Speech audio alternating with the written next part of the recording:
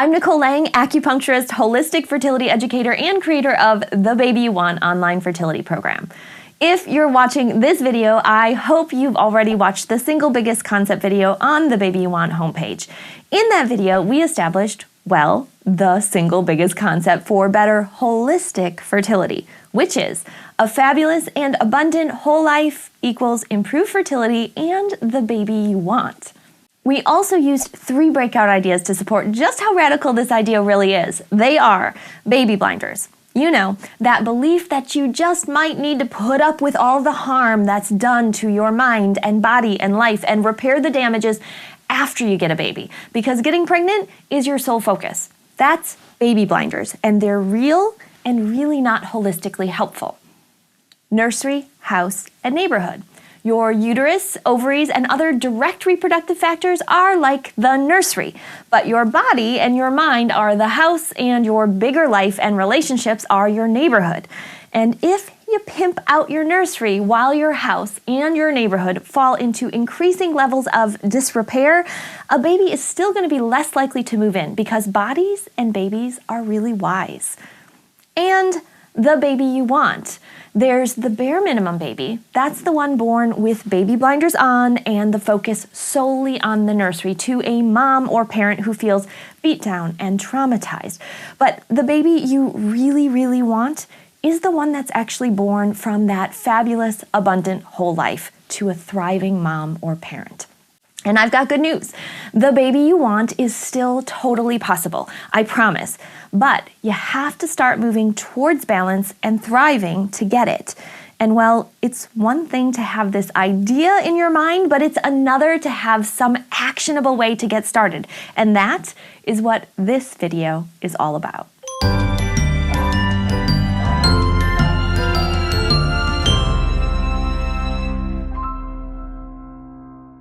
This is the Tipping Your Scales video, and it is all about one of my very, very favorite and most doable action plans for moving towards balance instead of away from it, starting right this very moment.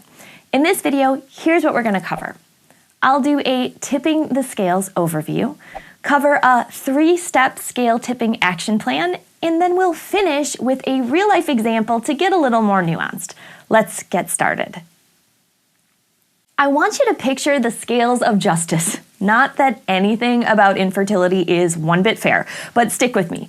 You know those old-timey scales on the chains. Now, on one side, let's put everything that stresses you out. The things that make you feel more pressure, more overwhelmed, less balanced as a human being. Let me give you some examples. Time stressful sex, or sex that's associated with 0 fun and 100% failure. Guilt over eating too much sugar. Midnight online fertility and forum searches that send you into spirals. Money concerns. Losing sleep. The pressure of another 2-week wait. Reading labels to try to eat how your acupuncture tells you should. Worrying about why what you're doing hasn't worked yet. What are you missing? Do you have to do more? What if it never works? Or what if it works and then you have a miscarriage? Maybe you're doing injections of hormones. Maybe you're running around to a zillion appointments and missing work. Maybe you've got a pregnant coworker at work who totally is clueless about infertility, and you're having side effects from all those hormones. The rage, the crying all the time, the dealing with insurance, the pregnant friends, and pregnant everyone else. And those are just a bunch of fertility-specific things. There's the rest of your life, too. That doesn't go away. So maybe you've got a demanding boss, or deadlines, or work travel, or road rage. Maybe you're thinking about what's for dinner, who's grocery shopping this week, and those overdue library books. Dare I mention politics, social media? Maybe there's totally random stuff, like your dog has an ear infection, or your cat started peeing on stuff, or your sister's dating a jerk. You will always have your own specifics, but whatever your scale tippers are, I can pretty much guarantee that it is a lot. And of course, these things are stressful.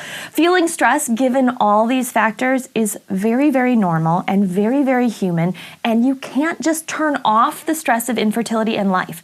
So the trick isn't to stop feeling what a human being would feel or to magically end the stress.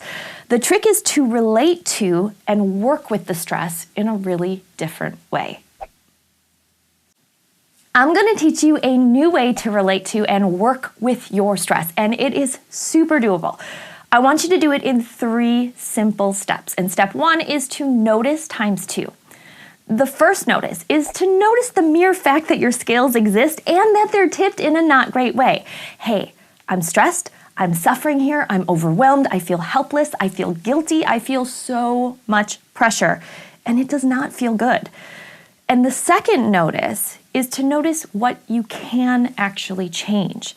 Ask yourself, do I have any control over the stuff on that bogged down heavy side of the scale? And spoiler alert, what you're going to start to notice is that most often the things you can most easily and most often change might not be the super direct fertility ones. I mean, you can't change if you need to do shots for IVF, and you can't skip the 2-week wait, but you will be able to change the overall level of your imbalance in some very, very doable ways in other parts of your life once you start to see that everything is interconnected. So maybe you say no to going to that clueless coworker's lunch shower. Maybe you try out a grocery delivery service. Maybe you get those library books returned and your cat to the vet. And here's the big shift. You actually count these things as fertility-related wins. This reframe alone is going to start to help you feel more proactive and engaged and less helpless and out of control. And for the many things you notice you cannot change, that 2-week wait, for example, that will bring you to step 2 of this action plan, which is be kind. Be kind is just basically my way of saying use self-compassion. Instead of feeling like a failure and beating yourself up for having perfectly normal human responses to a really, really hard situation, be kind by saying to yourself, yeah, I'm stressed. I've done everything in my power, and I've been trying for however many months or years, and this is the entire trajectory of my life. And yes, I care deeply. Yes, I'm anxious and weepy, and probably the hormones aren't helping either, and I deserve kindness for that too. I deserve self-care and self-love, not self-judgment. The alternative, of course, is to stick with just the self-abuse. I suck, I feel guilty about feeling these feelings, I should be zen, I'm failing somehow. And here's what happens to your scales when you go with that route. You have the legit stress of all the fertility stuff and the general life stuff, and then you add self-judgment and stress about stress and end up tipping your scales even further towards imbalance by being mean to yourself. So just say no, my friends, just say no. Tiny little side note, there's one other version of this second heaping of imbalance. Instead of beating themselves up, some folks tend to go into denial and pretending everything is fine mode instead. Let's not talk about it. It's not that bad. It could always be worse, right? I'll just keep trying. There's no need to be emotional. We just gotta stay positive. This approach is every bit as bad because denying your reality is super cognitively stressful. You can even watch on a brain scan, denying reality will light up your fight or flight areas of our brain, even as we say we're fine. So if you or your partner tend to go this route, your step 2 is still the same. Trade denial for being kind and use self-compassion here too. And then move on to step 3, offset, offset, offset. Once you start looking at the whole picture or the whole scale equation, it is really easy to suddenly see that there's actually a whole other side of your scale and roughly a bajillion things that you could put on that other side to not get rid of, but to offset your stressors and pressures, and that this matters. Things that maybe seemed irrelevant suddenly become supercharged fertility boosters. So go for a walk. Take just 3 deep breaths, get a massage, watch the game or a rom-com or that bingey new show, and here's the key.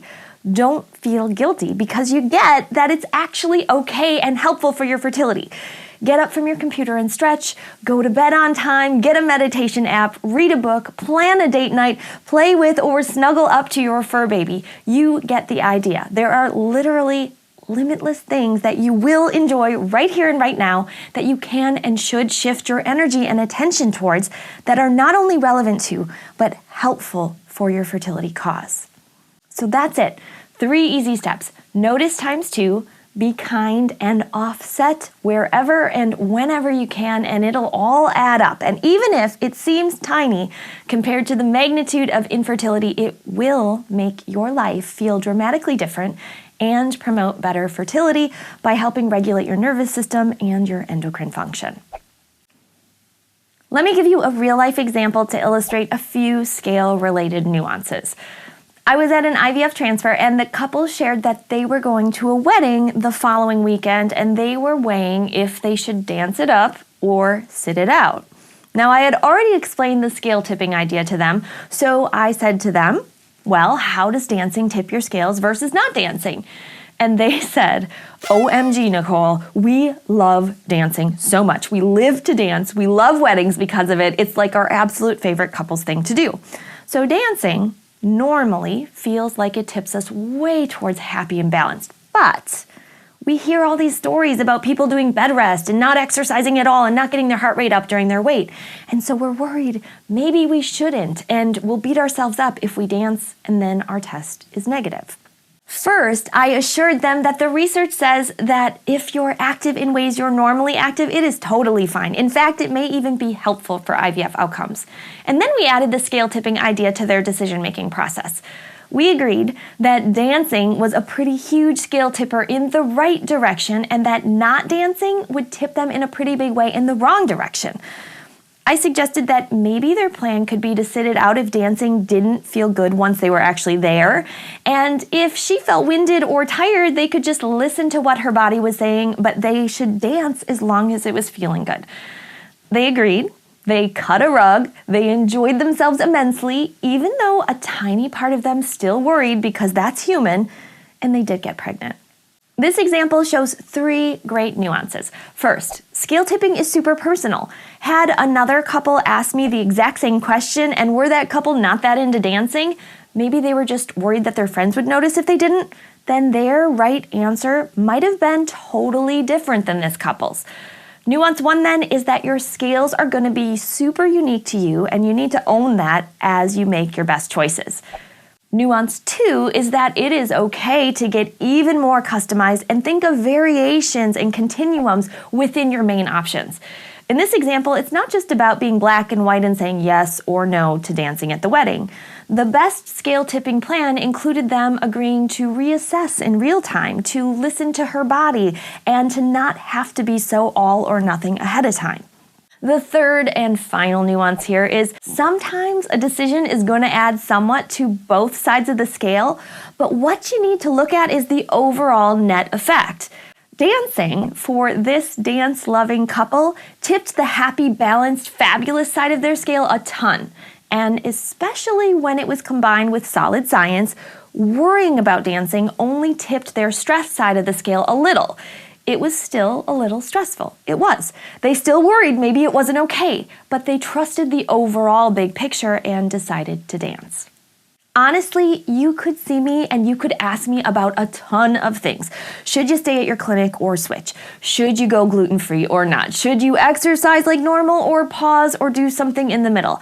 And I could answer every single one of these questions in a truly holistic big picture way with, well, tell me, how does that tip your scales?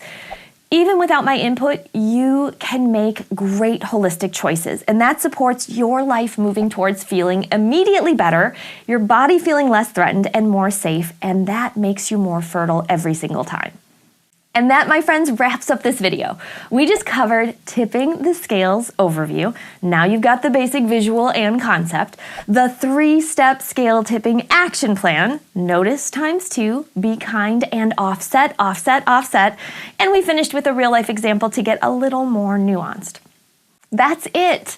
I want to be super clear as we're wrapping this video up. I would never ever suggest that tipping your scales alone is going to prevent someone with a legitimate medical condition like infertility from also needing fertility treatments or guarantee a baby for that matter.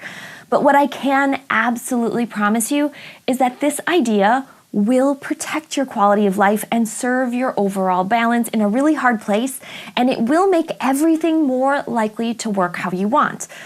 No matter how you're trying, you will be more fertile when you shift how you relate and change what you do with all the very real and very legit stress in your life. If you like concepts like this and are excited by this different way of approaching your fertility more holistically, I would love to invite you into the Baby You Want Fertility program. The program has got all the most powerful and effective whole you reframes, ideas, and tools I've cultivated in my 15+ years of successfully doing fertility work and supporting people like you as they go through really hard fertility struggles and come out stronger on the other side. I see the best outcomes on all the levels, and I would love you to have your own best outcomes too. So sign up or check out the program tour at the Baby You Want website, and a huge thank you for watching this video.